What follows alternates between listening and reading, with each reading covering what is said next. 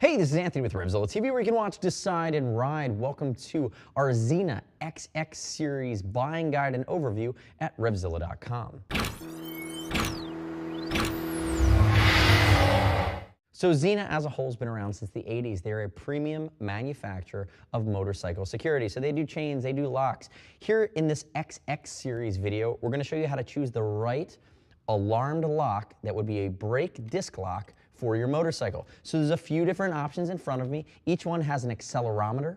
Each one's going to put off a 15-second, 120 decibel sound burst alarm, and each one would slide onto the rotor of your motorcycle. They make some that don't have the alarm. They make some that function really differently, but the XX series is really what we see most popular. So in front of me, if I start left and move over, you're going to see the XX6, the XX10, the 14, and the 15. These really refer to a different feature set, and as we go from small to large, a lot of times they match up with scooters and small bikes all the way up to maybe medium-sized touring bikes to really Harley-Davidsons and big beefy bikes. Now thinking about it, you can see some of the feature sets, and these are stickers on the outside. These are rust-proof monobloque stainless steel units. And you can see the way the locks are built in. They're done by hand. Here would be one of my keys for one of them. I would slide that in, and you see how that works there. It's very tough to pick these. They're very much ice-proof. And what you have is a very strong and beefy piston that would come down, and that's actually going to lock it onto the rotor of your brake or through one of the rotor vent holes. It's really depending on your bike and depending on the type of rotor you have is what's going to dictate which one you use. Now, a quick note on really the steps of selecting and making sure it'll fit. The first thing you really need to do is measure the distance between the edge of your rotor and the edge of your rim. It needs to be at least 36 millimeters. So if you think about some of those Buells that have really wide circumferences on their discs or on their brake rotors, you're not going to be able to fit the disc lock in there and slide it up on the rotor, because remember, the rotor has to slide in through this slot. So the second thing you need to think about is really the thickness of this gap here. This is called the throat, the width. And really your whole rotor needs to slide in there. So as you can see, it slightly starts to change, and you can see the distance of that. You can see that spec on each one of these product detail pages. But really, typically the rule of thumb is if your rotor is thicker than 7 millimeters, this product will not work for you. It's not going to be able to slide the entire rotor in there. The third thing you want to think about is really what is the hole on the rotor that this disc lock this pin is really going to go through. And that pin pops down. You can put it through a vent hole.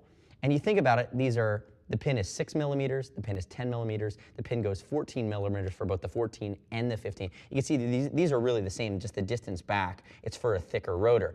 Now, if you think about that, you can really mount these whichever way you like. And you're going to want to mount them as far back and close to the caliper on your rotor as you can. And that really allows somebody not to get your wheel rolling forward for almost a full revolution before this would bang into the caliper itself. Gives you the best chance to deter a thief without actually potentially having to roll it into your bike. So you think about the size of the hole, you need to think about the size of the piston. Now, if you're going to mount this just to one of the cutaways on your rotor, not one of the vent holes, probably any size will work. If you're going to go through that vent hole, you need to just measure, whether it's a 6 or a 10 millimeter or 14 millimeter size. The last measurement you really need to think about is it's the distance between the vent hole where the piston would go through and the edge of the rotor going to the outside. And that's going to allow you to know that these are all different. You can see they're all different lengths, especially when I put these three together.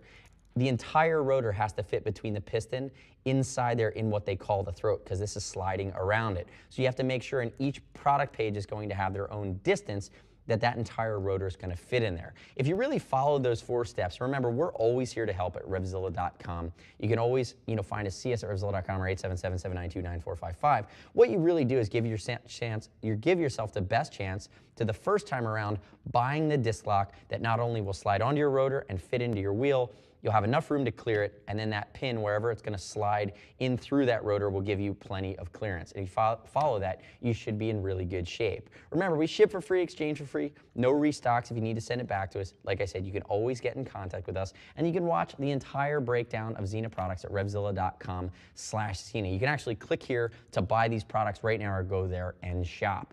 I'm Anthony. Thanks for tuning in today. We'll see you next time.